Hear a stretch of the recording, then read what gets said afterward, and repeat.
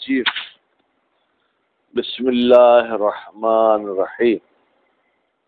ہماری گفتگو مفہوم اور منطوق کے بارے میں تھی.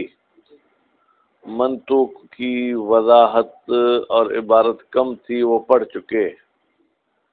مفہوم کے حوالے سے انہوں نے فرمایا کہ مفہوم کی دو قسمیں ہیں، ایک مفہوم موافق ہے، ایک مفہوم مخالف. پھر مفہوم مخالف کی انہوں نے فرمایا کہ 6 قسمیں ہیں. ان 6 قسموں میں سے پہلی قسم آج پڑھ رہے ہیں، اور آج بھی نہیں، کل شاید ختم ہو جائے، پرسوں. ٹھیک ہے، آج کا درس بالکل آسان ہے. ٹھیک ہے، وہ آپ خود بھی پڑھ سکتے ہیں، لیکن اس کے باوجود میں ترجمہ کرتا ہوں. اگر بیچ میں کوئی چیز سمجھ میں نہ آئے تو آپ وہ وضاحت پوچھ سکتے ہیں. بہرحال 10 احادیث آپ کے سامنے پیش کرتے ہیں. کتنی احادیث؟ 10 احادیث. ان احادیث کا نچوڑ یہ ہے کہ بھئی جملہ مفہوم پر دلالت کرتا ہے. کیا؟ جملہ مفہوم پر دلالت کر سکتا ہے. مثلا ایک مثال خارج میں سنا کے پھر عبارت پڑھتے ہیں. کسی شخص نے امام علیہ السلام سے پوچھا کہ سورج گرہن ہو گیا یا چاند گرہن، اور میں اس وقت سواری پہ تھا، سواری سے نیچے اتر نہیں سکتا تھا، مجبوری میری تھی کہ میں سواری پر رہوں، تو کیا میں سواری پر ہی نماز آیات پڑھ سکتا ہوں؟ تو امام علیہ السلام نے فرمایا کہ ہاں، اگر ایسے ہے تو تم پڑھ سکتے ہو. اب اس کا مفہوم سب نے یہ نکالا ہے کہ غیر مجبوری میں سواری پہ نہیں پڑھ سکتے. حالانکہ امام نے یہ تو نہیں کہا کہ نہیں پڑھ سکتے، امام نے فرمایا کہ مجبوری ہے تو پڑھ سکتے ہو. یہ ہوا منطوق. اس کا مفہوم یہ کہ اگر مجبوری نہیں تو نہیں پڑھ سکتے ہو. بات واضح ہوگی؟ یا چلیں ایک اور مثال کی بھی وضاحت بتا دوں. امام علیہ السلام نے فرمایا کہ جب پانی کر کی مقدار جتنا ہو، اگر اس میں نجاست پڑ جائے تو وہ نجس نہیں ہوگا. سب نے یہ مفہوم لیا ہے کہ اگر پانی کر سے کم ہوگا تو نجاست پڑنے کے ساتھ وہ بھی نجس ہو جائے گا. بھائی اگر مفہوم نہ ہوتا تو یہ نتیجہ بھی نہ نکلتا. بس اس نتیجے کا نکلنا یہ دلیل ہے کہ جملے مفہوم پر دلالت کرتے ہیں. گویا کہ جملے کا مفہوم پر دلالت کرنا امام کے درمیان اور راوی کے درمیان ایک مانی ہوئی بات تھی، تو اس لیے جو ہے کہ اس قسم کا انہوں نے نتیجہ نکالا ہے. بسم اللہ الرحمن الرحیم. تطبیقات. کتنی تطبیقات ہیں؟ 10 بیٹا. تطبیقات کا کیا مطلب ہے؟ یعنی یہ جو ہم نے مفہوم والی بحث پڑھی اس کو ہم فٹ بھی کریں. ٹھیک ہے، کس پر؟ احادیث پر اور اسلامی باتوں پر. ان للقول بدلالۃ الجملۃ الشرطیۃ علی المفہوم. بتحقیق کہ اگر یہ قول کہا جائے کہ جملہ شرطیہ دلالت کرتا ہے مفہوم پر. اب ان کی جو ہے کیا ہے، خبر تو للقول آ گئی، اس کا اسم یہ ہے کیا ہے؟ ثمرات فقہیۃ.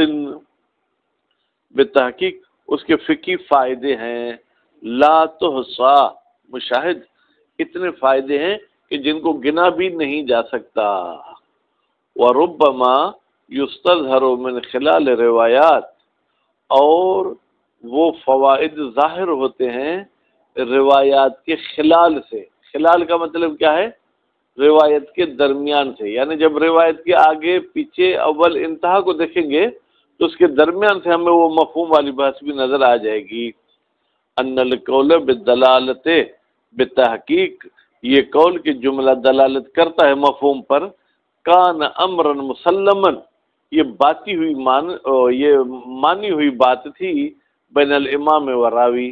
امام کے درمیان، اور یعنی گویا کہ امام بھی سمجھ رہے تھے کہ بھائی جملے کا مفہوم ہوتا ہے، راوی کو بھی یہ سمجھا ہوا تھا کہ جملے کا مفہوم ہوتا ہے.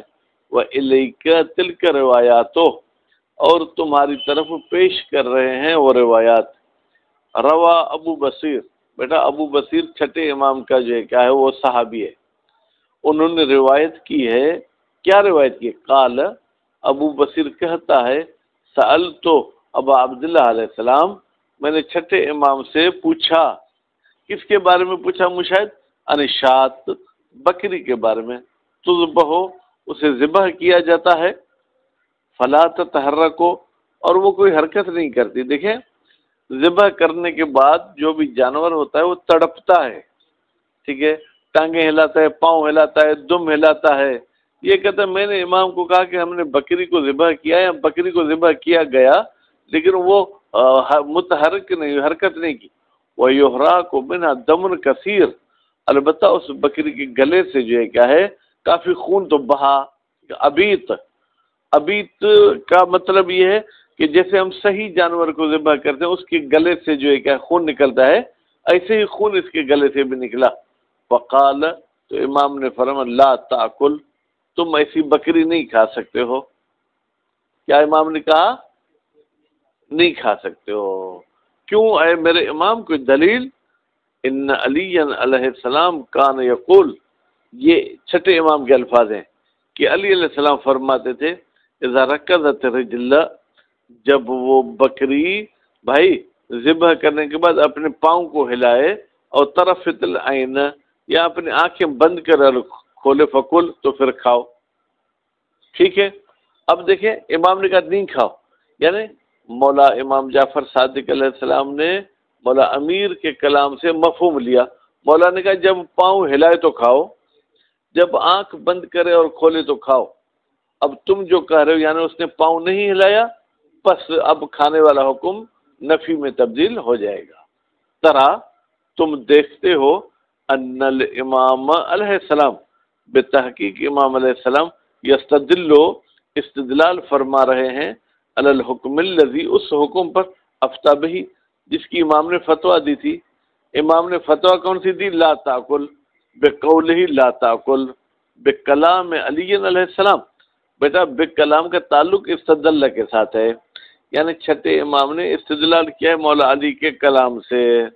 ولا یکون دلیلا علیہ، اور یہ علی علیہ السلام کا قول دلیل نہیں ہو سکتا علیہ فتویٰ چھٹے امام پر، الا اذا کان لہو مفہوم، لہو کی ضمیر قول علی کی طرف جائے گی، مگر یہ کہ ہم قول علی علیہ السلام کے لیے مفہوم کے قائل ہو جائیں۔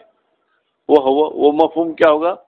اذا لم ترکز رجل ولم تطرف العین، جب وہ پاؤں کو بھی حرکت نہ دے اور آنکھ بھی جو ہے کیا ہے بند کرے اور نہ کھولے، کم ہو مفروض روایت، جیسے روایت کا فرض بھی یہی ہے، بھائی روایت میں یہی کہا نا فلا تتحرک، ٹھیک ہے، فلا تاکل، تو اس کا مفہوم یہ ہے کہ تم اس بکری کو نہ کھاؤ۔ دوسری روایت حلبی صاحب کی ہے ان ابی عبداللہ علیہ السلام، وہ بھی چھٹے امام سے اس نے نقل کی ہے۔ قال کان امیر المومنین علیہ السلام، ٹھیک ہے، چھٹے امام فرماتے ہیں کہ حضرت علی علیہ السلام ضامن بناتے تھے کس کو؟ القصار، دھوبی کو، والصائغ، اور سونارے کو، احتیاطاً للناس، تاکہ لوگوں کے لیے احتیاط ہو سکے۔ یعنی مشاہد دھوبی کو آپ کپڑے دے کے آئے، اس نے کپڑے جلا دیے، پھاڑ دیے، تو امام علیہ السلام کہتے ہیں دھوبی تم ضامن ہو، اس کو پیسے بھر کے دو۔ سونارے کو آپ سون دے کے آئے، وہ آگ میں جل گیا، تو سونارے کو ضامن امام قرار دیتے تھے۔ وکان ابھی یتطول علیہ، اور میرے والد صاحب آسانی کرتے تھے، ٹھیک ہے، علیہ، اس سونارے پر اور دھوبی پر، اذا کان مامونن، جب وہ کیا ہو؟ مامون ہو۔ مامون کیا مطلب کیا ہے؟ یعنی جب آپ کو پتہ ہے کہ اس نے اپنے کام میں سستی نہیں کی، امن والا ہو، امن والا ہو یعنی فرادی قسم کا نہ ہو، تو پھر اس میں ضمانت اس پر نہیں ہوتی تھی۔ اب اس کا مفہوم یہ ہے کہ اگر وہ فراڈ کرے گا تو ضامن ہوگا۔ امام تو کہتے ہیں کہ جب اس میں امن ہو تو ضامن نہیں ہے، یہ تو منطوق ہو گیا نا۔ اس کا مفہوم یہ کہ اگر امن نہیں ہوگا تو ضامن ہے۔ فروایتو علی القول بالمفہوم، بس یہ روایت مفہوم والے قول کے مطابق دالۃ علی تضمین ہی، دلالت کرتی ہے کہ یہ شخص ضامن ہے۔ کب؟ اذا لم یکن معمونا، جب معمول نہ ہو. رویہ یا روا علی ابن جعفر، علی بیٹا ہے اپنے چھٹے امام کا، ٹھیک ہے، وہ روایت کرتا ہے فی کتاب مسائل ہی، اس نے ایک کتاب لکھی ہے جس کا نام کیا رکھا نسیم؟ مسائل، ٹھیک ہے. وہ قرب الاسناد، اور دوسری کتاب انہوں نے لکھی جس کا نام ہے قرب الاسناد. انہو بتحقیق علی نے سأل اخاہ، اپنے بھائی سے سوال کیا. بھائی کون تھا؟ موسیٰ کاظم علیہ السلام. ان حمل المسلمین الی المشرکین تجارت، کہ کیا مسلمان مشرکین کی طرف تجارت کا سامان لے جا سکتے ہیں؟ یہ لے جانے کا ترجمہ میں نے حمل سے کیا مشاہد. فقال، تو ساتویں امام نے فرمایا اذا لم يحملوا سلام فلا باس، ہاں اگر اسلحہ نہ لے جائیں یعنی اور چیزیں لے جائیں فلا باس، تو اس میں کوئی اعتراض نہیں ہے. مشاہد اس کا مفہوم کیا ہوا؟ دلت روایت علی القول بالمفہوم، یہ روایت دلالت کرتی ہے اگر ہم مفہوم کے قائل ہو جائیں علی حرمت تجارت مع المشرک، حرام ہے مشرک کے ساتھ تجارت کرنا، اذا حملوا سلاحا، جب وہ اسلحہ لے جائیں. بھائی امام نے تو حرام کی بات نہیں کی، آپ کہیں جیسے روایت کا مفہوم یہی ہے. من دون فرق بین زمان الحرب والہدنہ، ہدنہ صلح کی معنی میں ہے، کوئی فرق نہیں کہ جنگ کا زمانہ ہو یا صلح کا زمانہ ہو، دونوں صورتوں میں یہ جو ہے کیا ہے، اسلحہ نہیں لے جا سکتے. چوتھی روایت روا معاویہ بن عمار عن ابی عبداللہ علیہ السلام، روایت کی ہے جناب معاویہ نے جو بیٹا ہے کس کا؟ عمار کا. کس سے روایت نقل کی ہے؟ چھٹے امام سے. اذا کان الماء قدر قر، جب پانی قر کی مقدار جتنا ہو، لم ينجسه شیء، تو اس پانی کو کوئی بھی چیز نجس نہیں کرتی.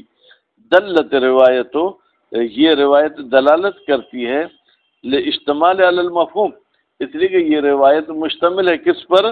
مفہوم پر. ٹھیک. اللہ انفعال القلیل، انفعال یعنی اثر قبول کر لیتا ہے، یا یوں کہیں کہ نجس ہو جائے گا قلیل بالملاقات، جیسے ہی نجاست کے ساتھ اس کی ملاقات ہوگی.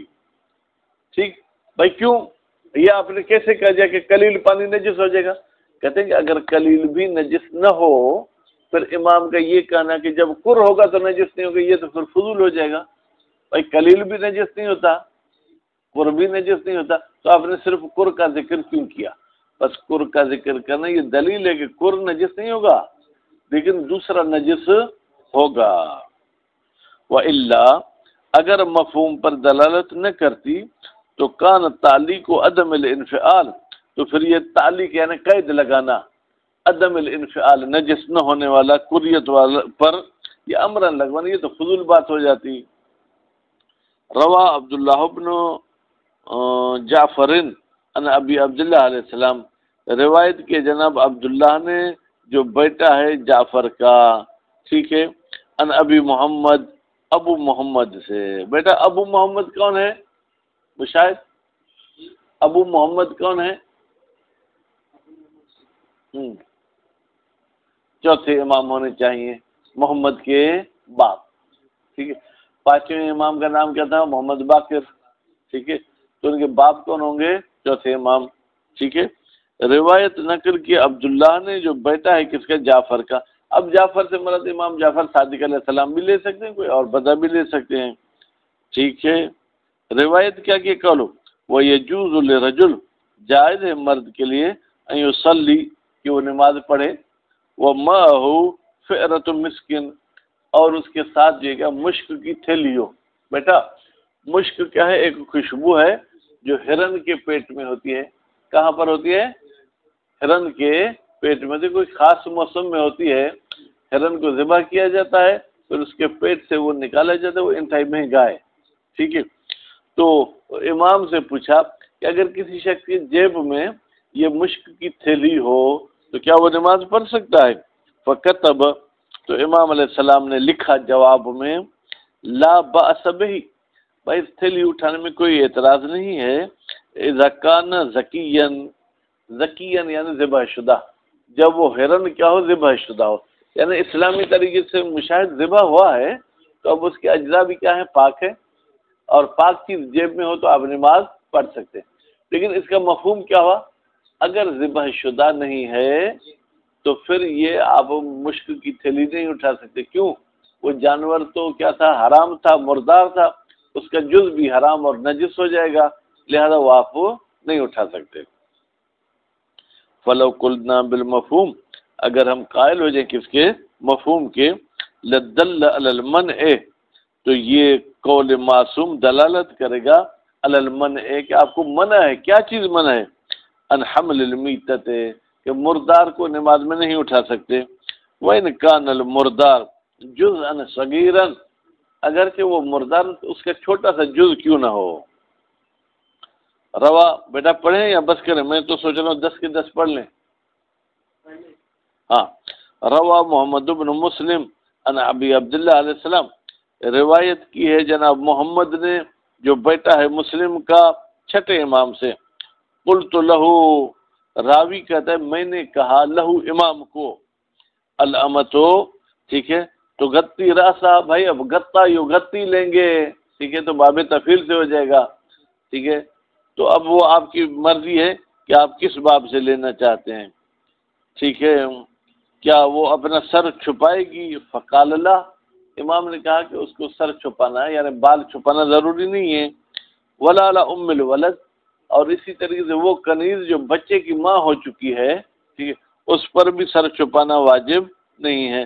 ان تغطی راسہا، یعنی اس پر بھی سر چھپانا ضروری نہیں، لیکن ایک شرط ہے، اذا لم یکن لہا ولد، جب اس کا ولد نہ ہو، یعنی ولد نہ ہو کا مطلب ہے ولد مر چکا ہو یا کوئی اور مسئلہ۔ اب وہ حدیث کی تفسیر میں ہم نہیں جائیں گے، لیکن مفہوم اگر لیں گے تو دل بمفہوم ہی، یہ حدیث اپنے مفہوم کے ساتھ دلالت کرتی ہے علی وجوب تغطیۃ راس الولد، بھائی اگر اس کا بچہ ہے تو اس کو سر چھپانا کیا ہے؟ واجب ہے۔ بچے سے سر چھپائے گی، بھائی بچہ تو اس کا بچہ ہے، ماں اور بچے کے درمیان تو پردہ نہیں، یعنی اور اس سے یا مولا سے۔ روى الحلبی عن صادق علیہ السلام، روایت کی حلبی صاحب نے امام جعفر صادق علیہ السلام سے۔ وہ روایت کیا ہے بیٹا؟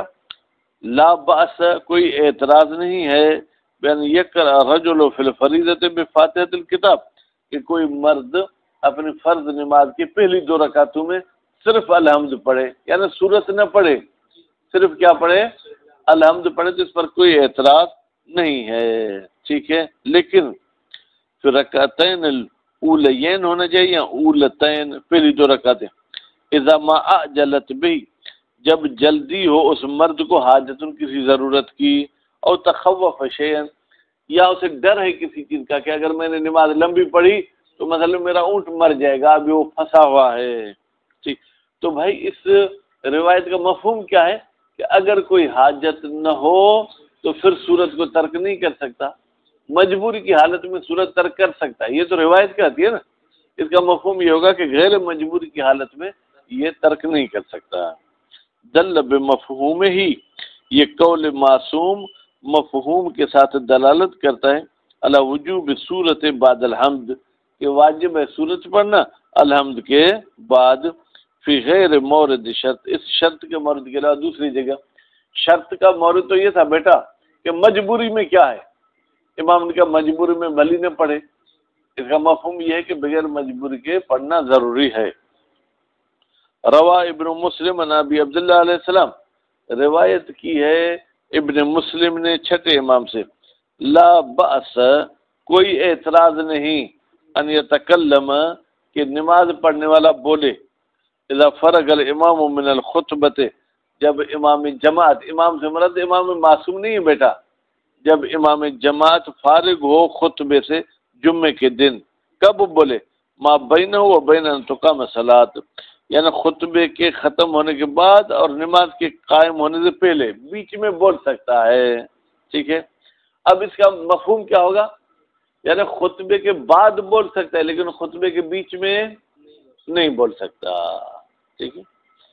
استدل بها صاحب الجواہر، استدلال کیا ہے اس روایت کے ساتھ صاحب جواہر، وہ ایک عالم دین ہے، جواہر کتاب کا نام ہے، علی حرمت الکلام فی اثناء الخطبۃ، کہ بھائی خطبے کے دوران گفتگو کرنا نسیم صاحب کیا ہے؟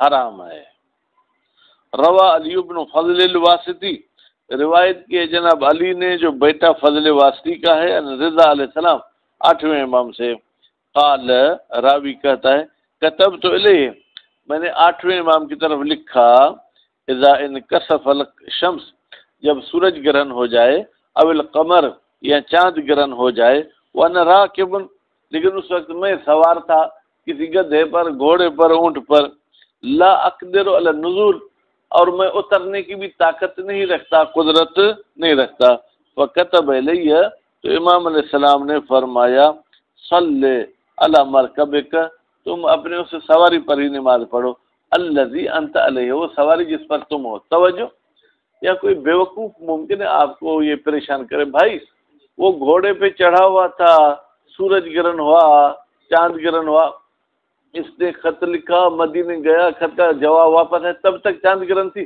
آپ کہیں گے اس نے ایک فرضی سوال پوچھا تھا کہ اگر اس قسم کا واقعہ ہو جائے تو میں کیا کروں؟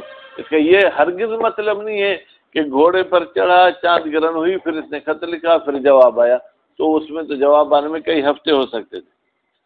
تو امام نے فرمایا کہ کوئی اعتراض نہیں کہ تم اپنی سواری پر پڑھو، یعنی صلی علی مرکبک، یعنی تم پڑھو نماز اپنی سواری پر، اذا لم تقدر علی النزول، جب تم اترنے کی طاقت نہیں رکھتے۔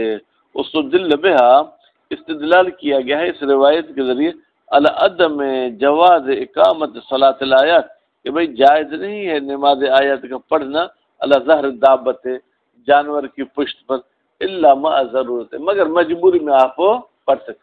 امام علیہ السلام نے یہ نہیں کہا کہ نہیں پڑھ سکتے، لیکن امام نے کہا ضرورت میں پڑھ سکتے ہو، اس کا مفہوم یہ ہے کہ بغیر ضرورت کے نہیں پڑھ سکتے۔